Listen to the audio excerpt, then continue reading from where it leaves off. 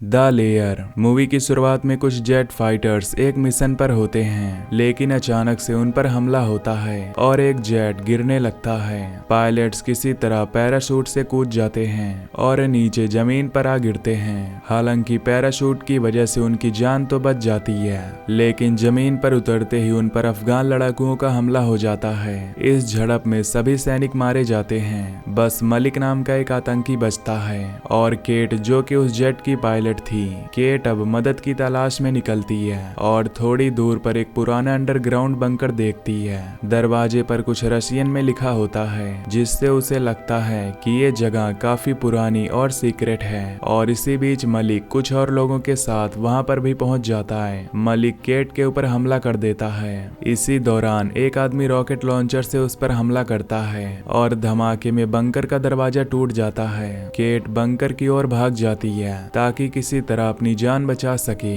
ये बंकर जमीन के काफी नीचे तक फैला हुआ था। केट सीढ़ियों से उतरती जाती है और मलिक के लोग भी उसके पीछे आ जाते हैं। अब जैसे केट नीचे उतरती है तो उसे एहसास होता है कि ये जगह बहुत समय से बंद है। बंकर में अंधेरा होता है, इसलिए केट टॉर्च लेकर आगे बढ़ती है। आगे जाने पर उसे कई एक्सपेरिमेंटल चीजें और मरे हुए लोगों की लाशें दिखती हैं। एक कमरे में उसे एक डॉक्टर की लाश भी मिलती है, जैसे यहाँ पर इंसान पर कोई भयानक एक्सपेरिमेंट किए गए हों। टेबल पर इस एक्सपेरिमेंट से रिलेटेड कुछ कागज पड़े होते हैं और एक ऑर्डर लेटर भी, जिसे केट अपने पास रख लेती है। अब मलिक के लोग भी बंकर के अंदर घुस जाते हैं। उन्हें वहां लाइट का स्विच मिल जाता है और जैसे ही वो लाइट ऑन करते हैं, पूरे बंकर में रोशनी फैल जाती है और वहां बायो चैम्बर्स लगे होते हैं, जिनमें अजीब से जीव बंद होते हैं। इसी दौरान गोलियां चलती हैं और गलती से एक चैम्बर पर गोली लग जाती है और एक खतरनाक जीव बाहर आ गिरता है। पहले सबको लगता है कि वो मर चुका है, इसीलिए वो केट को ढूंढने लगते हैं। केट एक कोने में जाकर छुप जाती है, लेकिन अब तक वो क्रिएचर होश में आ चुका था, यानी वो जिंदा था और शायद इसी बंकर में हुए किसी सीक्रेट एक्सपेरिमेंट का नतीजा था। अब मलिक के लोग कुछ समझ पाते, वो उन्हें नोच नोच कर मार डालता है और खा जाता है। दूसरी ओर केट भी कुछ दुश्मनों को मार कर बंकर से बाहर निकलने की कोशिश करती है, लेकिन तभी एक आदमी उसे रोकता है। लेकिन तभी वो क्रिएचर उसे भी मार देता है। वो जल्दी से बाहर आती है और जल्दी से दरवाजा बंद कर लेती है। बाहर अभी भी एक आदमी बचा था, पर उस डरावने क्रिएचर को देख वो डर के मारे वहां से भाग खड़ा होता है। इधर केट किसी तरह खुद को संभालती है और मदद की तलाश में आगे बढ़ती है। थोड़ी देर बाद एक आर्मी टीम उसके पास पहुंचती है। असल में वो उसी को ढूंढ रहे होते हैं। टीम का एक ऑफिसर बताता है कि उन्हें खबर मिली थी कि 2 फाइटर पायलट्स मिसिंग हैं, इसीलिए वो रेस्क्यू मिशन पर आए थे। इस पर केट बताती है कि उसका साथी पायलट उसे बचाते हुए मारा गया है। इसके बाद वो लोग केट को अपनी आर्मी बेस पर ले जाते हैं। वहां पहुंचकर केट की मुलाकात हुक से होती है, जो उसे यकीन दिलाता है कि उसके परिवार को मैसेज भेज दिया गया है कि वो सेफ है। अब केट बेस के commanding officer major Roy Finch से मिलती है। केट उसे बंकर के बारे में बताती है और उन सब खतरनाक चीजों का जिक्र करती है जो उसने वहां पर देखी। वो जीव जो इंसानों की तरह नहीं था, जिस पर मेजर फ्रेंच उसकी बातों को सीरियसली नहीं लेता। उसका मानना है कि केट पर कुछ लोगों ने हमला किया होगा। केट कहती है कि वो इंसान बिल्कुल नहीं था, पर फिंच कहता है कि उसके सोल्जर्स की सेफ्टी उसकी जिम्मेदारी है और वो ऐसे सीक्रेट बंकर की बात नहीं मानते। फिंच कहता है कि उसकी जानकारी में उस इलाके में कोई भी रशियन बंकर नहीं है, जिससे बात साफ थी कि वो जरूर कोई छुपा हुआ एक्सपेरिमेंट था। तब केट फिंच से कहती है कि अगर वो उसकी बात पर यकीन नहीं करता तो वो उसे घर भेज दे, लेकिन फिंच बताता है कि घर भेजने की प्रक्रिया में थोड़ा टाइम लगेगा, तब तक तुम्हें यहीं रहना होगा। अब केट ने जो कैमरा रिकॉर्डिंग्स बंकर से निकाली थी, फिंच उन्हें अपने पास रख लेता है, जिससे केट थोड़ी परेशान हो जाती है। तब हुक उसे समझाता है और उसे हौसला देता है। वो बताता है कि करीब 2 साल पहले वो एक जिम्मेदार कर्नल हुआ करता था। एक बार एक मिशन के दौरान उसे अपनी टीम के साथ पीछे हटने का ऑर्डर मिला था, लेकिन वो आगे बढ़ता गया। इसी दौरान उसकी टीम के 2 सोल्जर्स पीछे छूट गए और मारे गए। इसके बाद उसे प्रमोट तो किया गया, लेकिन सजा के तौर पर उसे इस जगह पर भेज दिया गया, यानी एक तरह से उसे साइड लाइन कर दिया गया था, ताकि वो सिर्फ ऐसे ही खतरनाक मामलों को हैंडल कर सके। उसे अपने सीनियर सोल्जर्स की नाराजगी झेलनी पड़ी। वो केट को ये भी बताता है कि उन मरे हुए 2 सोल्जर्स में से एक उसके बहुत करीब था। अब केट अपना बंधा हुआ हाथ चेक करवाने मेडिकल ऑफिसर मिल्स के पास जाती है। तभी उन्हें पता चलता है कि पेट्रोलिंग टीम ने उस आदमी को भी पकड़ लिया है जो बंकर के बाहर केट को मिला था, जो उन आतंकवादियों का साथी भी था। वो भी अब बेस में कैद है।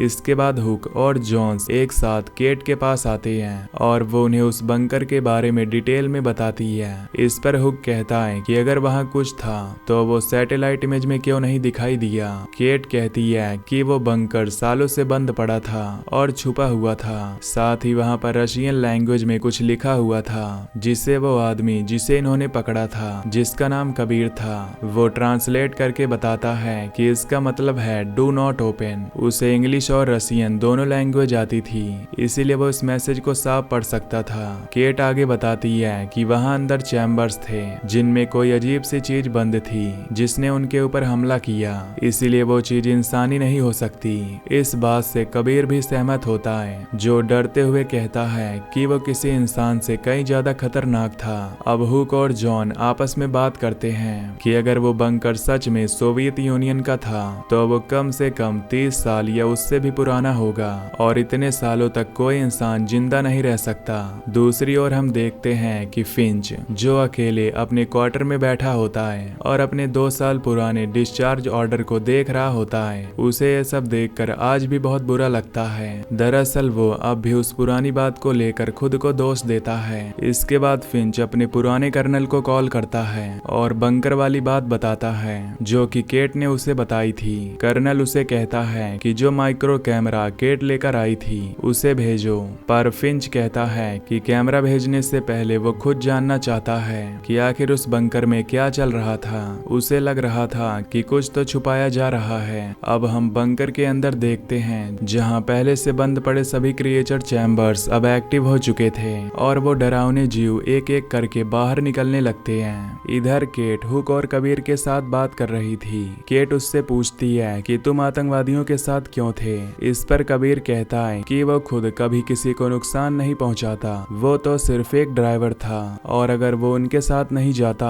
तो आतंकवादी उसके परिवार को मार डालते। तभी बाहर वही खतरनाक क्रिएचर्स आर्मी बेस पर हमला कर देते हैं। ठीक उसी वक्त फिंच को भी कर्नल से वही बात सुनने को मिलती है, जिससे उसकी चिंता और भी बढ़ जाती है। ये क्रिएचर बेहद ताकतवर और खतरनाक होते हैं जो एक एक करके सोल्जर्स के ऊपर हमला करते हैं और उन्हें बेरहमी से मार डालते हैं। बाकी सोल्जर्स जैसे तैसे खुद को बचाने की कोशिश करते हैं। अब एक क्रिएचर केट और कबीर के टेंट में घुस जाता है। वो केट पर झपटता है जो अपने लंबे टेंटिकल से केट का गला घोटने की कोशिश करता है, लेकिन तभी कबीर खुद को आजाद कर लेता है और गन से उस क्रिएचर के मुंह पर ताबड़तोड़ फायरिंग कर देता है। इसी दौरान एक क्रिएचर फिंच के ऊपर भी हमला करता है। वो उसे बुरी तरह जख्मी कर देता है, लेकिन फिंच हार नहीं मानता। वो बेसबॉल बैट उठाकर उसके सर पर कई बार वार करता है और उसे मार गिराता है। तभी हुक एक और सिपाही के साथ वहां पहुंचता है और फिंच को संभालता है। इस हमले में कई सोल्जर्स मारे जा चुके होते हैं। जिनके पास हथियार थे उनकी भी गोलियां लगभग खत्म हो जाती हैं। थोड़ी देर के बाद कुछ क्रिएचर्स फिर से हमला करते हैं, लेकिन केट और बाकी बचे हुए लोग उन्हें मिलकर मार गिराते हैं। अब जो भी सोल्जर्स जिंदा बचे होते हैं वो कंटेनर के अंदर जाकर छिप जाते हैं। वहाँ फिंच भी होता है जिसकी हालत अब काफी सीरियस हो चुकी थी।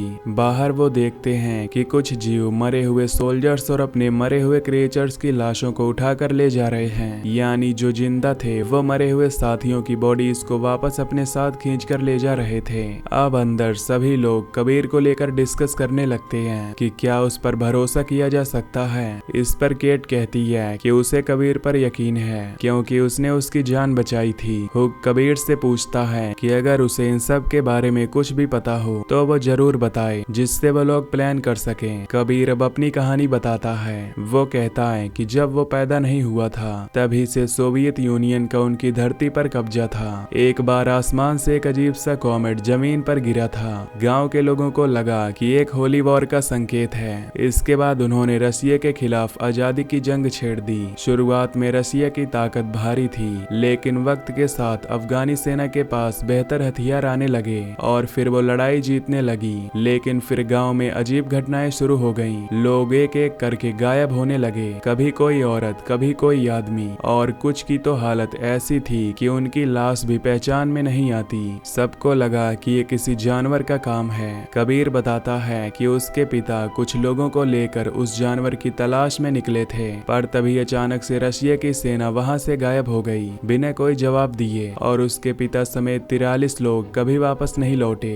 अगली सुबह कंटेनर के अंदर से लोग बाहर निकलते हैं और देखते हैं कि रात में मारे गए सारे सोल्जर्स और क्रिएचर्स की बॉडी को वो अजीब से जीव अपने साथ उठाकर ले गए हैं। फिर वो एक वैली में पहुंचते हैं जहां पर उन्हें एक मरे हुए क्रिएचर की बॉडी मिलती है, जिसे शायद वो बाकी जीव अपने साथ ले जाना भूल गए थे। विल उस बॉडी की जांच करना शुरू करता है। उसे देखकर पता चलता है कि इसके दांत किसी शार्क की तरह हैं और इसकी स्किन इतनी मजबूत है कि बुलेट का भी इस पर कोई असर नहीं होगा। जब विल उसकी ऑटोप्सी करता है तो और भी चौंकाने वाली बात सामने आती है। उसके अंदर इंसानों जैसे अंग मौजूद थे, यानी वो इंसान और एलियन का एक हाइब्रिड मॉडल है। ये देखकर सब हैरान रह जाते हैं। उधर फिंच को होश आ चुका था। वो अब तक मिली सारी जानकारी बताता है। उसका कहना था कि आर्मी इंटेलिजेंस को इस बंकर की जानकारी पहले से थी। रशियन ने यहाँ पर कुछ छुपा कर रखा हुआ था, शायद वो यूएफओ जो 1979 में गिरा था। गांव वालों ने उसे ईश्वर का संकेत मान लिया था, लेकिन असल में वो एक एलियन शिप थी। रशियन वैज्ञानिकों ने उस एलियन के डीएनए को इंसानों के साथ मिलाकर हाइब्रिड बनाने का एक्सपेरिमेंट शुरू किया था, और उसी वजह से एक खतरनाक जीव पैदा हुए।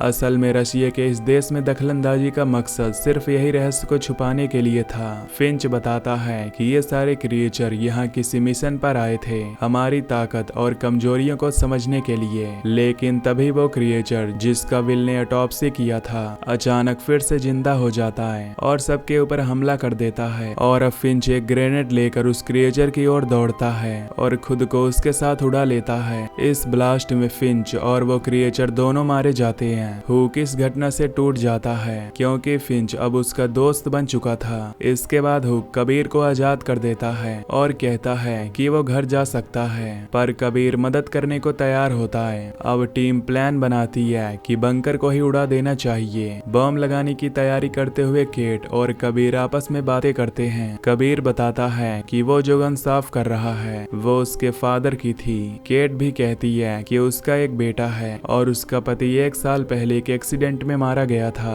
अब ये लोग बंकर पहुंचते हैं और अंदर बॉम्ब फिट करते हैं। तभी एक क्रिएचर हुक को खींचकर अंदर ले जाता है। केट को हुक की आवाज सुनाई देती है जो कहता है कि सभी लोग भाग जाओ, पर केट कहती है कि वो उसे छोड़कर वापस नहीं जाएगी और सब लोग उसके साथ अंदर जाने का फैसला करते हैं। लिफ्ट के बाहर विल होता है जो ऊपर खींचने की जिम्मेदारी लेता है। तभी उसे रेडियो पर एक मैसेज मिलता है कि 20 मिनट के अंदर इस पूरे सेक्टर को उड़ा दिया जाएगा। वो तुरंत ये जानकारी केट और टीम को देता है। नीचे हुक की आंख खुलती है और वो खुद को एक कमरे में पाता है जहां ढेरों मरे हुए सोल्जर्स की बॉडी पड़ी थी। तभी एक क्रिएचर उसके ऊपर हमला करता है, पर हुक खुद को बचाते हुए उसकी टांग काटता है और उसके सर पर वार करके उसे मार डालता है। अब केट और बाकी लोग आगे बढ़ते हैं। उन्हें एक बड़ा सा चैम्बर मिलता है जिसे ऑन करने पर उनके होश उड़ जाते हैं क्योंकि उसके अंदर एक असली जिंदा एलियन होता है, और यही वो एलियन था जो 1979 में क्रैश हुआ था, जिसका डीएनए प्रयोग के लिए इस्तेमाल किया गया। अब इतने में और भी कई सारे क्रिएचर्स उनके ऊपर हमला कर देते हैं। टीम जैसे तैसे बचने की कोशिश करती है। जॉन्स जो मेन डोर पर था उसे बंद रखने के लिए क्रिएचर से भिड़ जाता है ताकि बाकी लोग भाग सकें। एक सोल्जर पीछे छूट जाती है जिसे लाने के लिए हुक लौटता है, लेकिन दोनों पर क्रिएचर्स हमला कर देते हैं। जॉन्स आखिरी बार एक बॉम्ब लेकर अंदर कूदता है और उसे ब्लास्ट कर देता है। धमाके में कई सारे क्रिएचर्स मारे जाते हैं। केट, कबीर और एक सोल्जर लिफ्ट में चढ़ते हैं जो विल को ऊपर खींचने को कहते हैं, पर विल पर आतंकवादियों का हमला हो जाता है। वो जैसे तैसे उन्हें मारकर रस्सी खींचने की कोशिश करता है, पर तब तक लिफ्ट का मैकेनिज्म खराब हो चुका होता है। लिफ्ट ऊपर नहीं जाती बल्कि उल्टा गिरने लगती है। क्रिएचर भी उसके ऊपर अटैक कर देते हैं। एक सोल्जर मारा जाता है और यहीं पर कबीर को एक और बात पता चलती है। वो देखता है कि एक क्रिएचर तो उसका ही पिता है, वो जो गांव से गायब हो गया था। अब लिफ्ट ऊपर से गिरने लगती है। कबीर केट को बाहर धक्का देकर बचा लेता है, पर खुद मारा जाता है। नीचे गिरते ही ब्लास्ट होता है और बाकी बचे क्रिएचर भी खत्म हो जाते हैं। हैं। विल जो ब्लास्ट से बच गया था वो केट को बचाता है और ऊपर ले जाने की तैयारी करता है। उधर कुछ बचे हुए आतंकवादी केट को मारने की कोशिश करते हैं, पर तभी हुक और बाकी बचे लोग आकर उनको मार देते हैं। अब गवर्नमेंट की तरफ से किया गया धमाका शुरू हो चुका था